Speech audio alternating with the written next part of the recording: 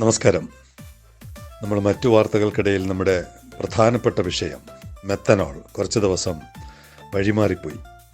ഇതിനിടയ്ക്ക് പലരുമായിട്ടും sailing commentary സംസാരിക്കുന്നുണ്ട്, വിവരങ്ങൾ ശേഖരിക്കാൻ ശ്രമിക്കുന്നുണ്ട്. ഒരു റഷ്യൻ നാഷണാലിറ്റിയെ ഈ അന്വേഷണത്തിനിടയിൽ പരിചയപ്പെടാനിടയായി. അദ്ദേഹം ദുബായിലാണിപ്പോൾ, പക്ഷേ അദ്ദേഹത്തിൻ്റെ സ്വദേശം റഷ്യയാണ്. ഇപ്പോൾ അദ്ദേഹത്തിൻ്റെ പ്രവർത്തനം കസാക്കിസ്ഥാനിലോട്ട് മാറ്റുന്നു. അദ്ദേഹം കുറേ വിവരങ്ങൾ നമ്മുടെ മെത്തനോളുമായി ബന്ധപ്പെട്ട് നമുക്ക് എങ്ങനെ ഉൽപ്പാദിപ്പിക്കാം എന്നുള്ള വിവരങ്ങൾ അദ്ദേഹം കൈമാറി. നമ്മുടെ നാട്ടിൽ അത്തരം അന്വേഷണങ്ങൾ വളരെ പരിമിതമാണ്. കൃത്യമായ വിവരങ്ങൾ നമ്മൾ എവിടെ ചോദിച്ചാലും ലഭ്യമല്ല. പലരും നിശബ്ദരാണ്. അപ്പോൾ അദ്ദേഹം ഇന്ന് പല കാര്യങ്ങളും പഠിപ്പിക്കുന്നുണ്ടായിരുന്നു ഈ ദിവസങ്ങളിൽ. ഞാൻ പേര് വെളിപ്പെടുത്തുന്നില്ല, കാര്യം അദ്ദേഹത്തിൻ്റെ ഒരു സ്വകാര്യത കൂടിയാണ്. Methanol is used world wide. It sizes around 110 million tons per year. പ്രതിവർഷം 110 മില്യൺ ടൺ, 11 കോടി ടൺ ഒരു വർഷം ലോകത്തിന് ആവശ്യമായിട്ടുണ്ട്. അപ്പോൾ അത് പലതരത്തിലാണ്, പല റിസോഴ്സിൽ നിന്നാണ് ഉൽപ്പാദിപ്പിക്കുന്നത്. നാച്ചുറൽ ഗ്യാസ്, കോള്, അതുപോലുള്ള കൺവെൻഷണലായിട്ടുള്ള പല കാര്യങ്ങളിൽ നിന്നാണ് മെത്തനോൾ പലരും ഇപ്പോൾ ഉൽപ്പാദിപ്പിക്കുന്നുണ്ട്, വിപണനം നടത്തുന്നുമുണ്ട്. നമ്മൾ എന്തുകൊണ്ടാണെന്ന് പറഞ്ഞാൽ നമുക്ക് ഈ പറയുന്ന കോളുമില്ല, നാച്ചുറൽ ഗ്യാസുമില്ല എന്നുള്ളൊരു പ്രദേശത്ത് നമ്മുടെ സാധ്യത എന്താണ് എന്നുള്ളതാണ് നമ്മുടെ ഈ അഗ്രി വേസ്റ്റും മുനിസിപ്പൽ സോളിഡ് വേസ്റ്റുമായിട്ട് ഇങ്ങനെ കറങ്ങി ചുറ്റിക്കറങ്ങി നിൽക്കുന്നത്. അതുപയോഗപ്പെടുത്തി നമുക്ക് എന്തെങ്കിലും ചെയ്യാൻ പറ്റുമോ എന്നുള്ള അന്വേഷണമാണ്. അപ്പോൾ അദ്ദേഹം ഇപ്പോൾ ചെയ്തുകൊണ്ടിരിക്കുന്ന പ്രവർത്തനം വിശദീകരിച്ചു. Now we are making a small testing methanol plant in Russia that will be used for process optimization and raising the effectiveness of syngas to methanol process. Methanol ഉൽപ്പാദിപ്പിക്കുന്നതിൻ്റെ ആദ്യപടിയായിട്ട് സിൻഗ്യാസ് എന്ന് പറയുന്ന ഒരു കെമിക്കൽ അല്ലെങ്കിൽ ഒരു വാതകം ഉണ്ടാക്കണം, രൂപപ്പെടുത്തണം. അതിൽ നിന്നാണ് പിന്നെ മെത്തനോൾ ഉൽപ്പാദിപ്പിക്കുന്നത്. അപ്പോൾ അങ്ങനെയുള്ള ടെക്നോളജി അവർ റഷ്യയിൽ അതിൻ്റെ ഇഫക്റ്റീവ്നെസ് പരിശോധിക്കുകയാണ്. Rising the effectiveness of syngas, അതിൻ്റെ ഇഫക്റ്റീവ്നെസ് ഉയർത്താൻ പറ്റുന്ന പരീക്ഷണം അവർ റഷ്യയിൽ നടപ്പാക്കുകയാണ്. അതേ സമയത്ത് കസാക്കിസ്ഥാനിൽ വേറൊരു നിർമ്മാണവും അവർ നടത്തുന്നുണ്ട്. And we are making an industrial plant in Kazakhstan from LPG to methanol.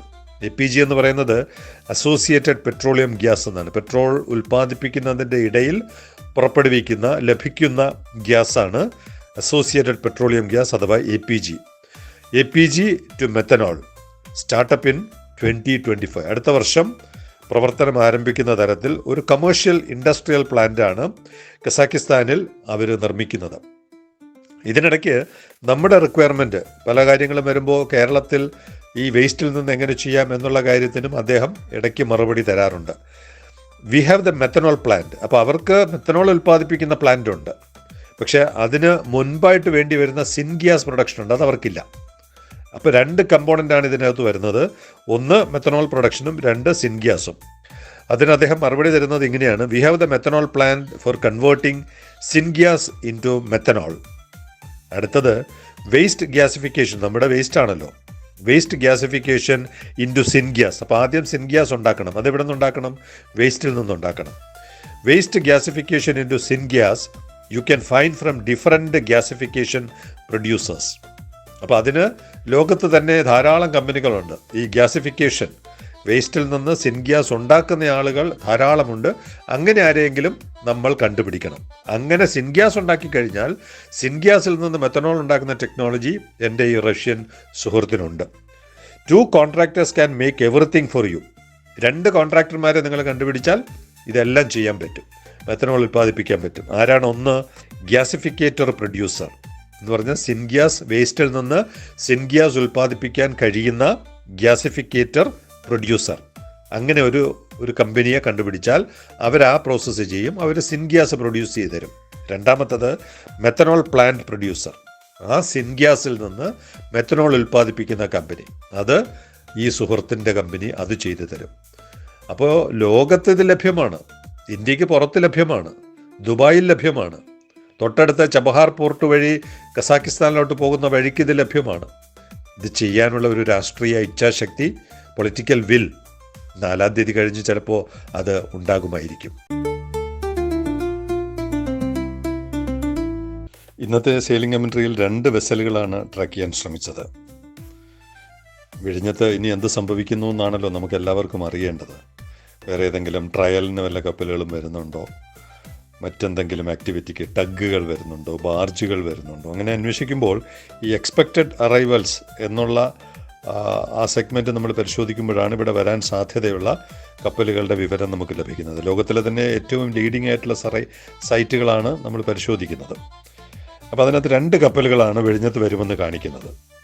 അത് ഒന്ന് സോൾ പ്രോഗ്രസ്, കണ്ടെയ്നർ വെസലാണ് സോൾ പ്രോഗ്രസ്. വരുന്നത് വിഴിഞ്ഞമെന്ന് കാണിച്ചിട്ടുണ്ട്, വിഴിഞ്ഞത്തോട്ടാണ് വരുന്നതെന്ന് കാണിക്കും. പക്ഷെ നമ്മൾ പരിശോധിക്കുമ്പോൾ വിശാഖപട്ടണത്ത് നിന്ന് കൊളംബോയിലോട്ടാണ് കപ്പൽ പോകുന്നത്. അപ്പോൾ പഴയ അസുഖം തന്നെയാണ്. ഈ വിശാഖപട്ടണവും വിഴിഞ്ഞവും ഇതുവരെയും മാറിയിട്ടില്ല. ഒരാൾക്ക് പോലും ഈ വിഷയത്തിൽ താല്പര്യമില്ല എന്നുള്ളതാണ് ഇപ്പോഴും ഇത്രയും പ്രധാനപ്പെട്ട ഒരു പ്രൊജക്റ്റ്, ഇന്ത്യയിലെ ആദ്യത്തെ പ്രൊജക്റ്റ്. അത് സംബന്ധിച്ച് ലോകത്തിന് കിട്ടുന്ന വിവരം 100% തെറ്റാണ് എന്നുള്ളതാണ്. വിശാഖപട്ടണത്ത് നിന്ന് കൊളംബോയിലോട്ട് പോകുന്ന കപ്പൽ 872 നോട്ടിക്കൽ മൈൽ സഞ്ചരിച്ച് കൊളംബോയിൽ ഇപ്പോൾ മൂറിയപ്പെട്ടിട്ടുണ്ട്. ഇപ്പോഴും അത് വിഴിഞ്ഞത്തിൻ്റെ അക്കൗണ്ടിൽ കിടക്കുകയാണ്. വിഴിഞ്ഞത്തോട്ട് വരുന്നു എന്നുള്ള രീതിയിലാണ് സൈറ്റുകൾ പറയുന്നത്. രണ്ടാമത്തത് CSK ലോഞ്ചിവിറ്റി എന്ന് പറയുന്ന കപ്പലാണ്, ബൾക്ക് കാരിയറാണ്. ഓസ്ട്രേലിയയിലെ ഗ്ലാഡ്സ്റ്റണിൽ നിന്ന് വിഴിഞ്ഞത്തോട്ട് വരുന്നു എന്നാണ് പറയുന്നത്. അപ്പോൾ ബൾക്ക് എന്തായാലും വിഴിഞ്ഞത്ത് വരാൻ സാധ്യതയില്ല. അപ്പോൾ വിശാഖപട്ടണത്തോട്ട് പോകേണ്ട കപ്പൽ ഇപ്പോൾ മലാക്ക കടന്ന് സഞ്ചരിക്കുകയാണ്, സെയിൽ ചെയ്തുകൊണ്ടിരിക്കുകയാണ്. നമുക്കറിയാൻ പറ്റും, കൊളംബോ എത്തുമ്പോഴത്തേക്ക് അതിൻ്റെ ഡയറക്ഷൻ നമുക്ക് മനസ്സിലാകും.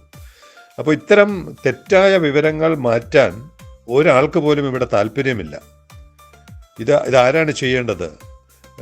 സെയിലിംഗ് കമൻട്രിയുടെ അവതാരകനാണോ, അല്ലെങ്കിൽ ശ്രോതാക്കളാണോ? ആർക്കാണ് ഇക്കാര്യത്തിൽ നടപടിയെടുക്കാൻ പറ്റുക? നമുക്ക് പറയാനും തെറ്റ് ചൂണ്ടിക്കാണിക്കാനും അല്ലേ പറ്റുകയുള്ളൂ. തിരുത്തേണ്ടവർ ആരാണ്? എല്ലാവരും ഉറങ്ങുകയാണ്, അല്ലെങ്കിൽ വോട്ടിനെക്കുറിച്ച് സ്വപ്നം കണ്ടുകൊണ്ടിരിക്കുകയാണ്. അല്ലാതെ എന്ത് പറയാനാണ്? ഒന്നും പറയാനില്ലാതെ സൈനിങ് ഓഫ് എലിയസ് ജോൺ.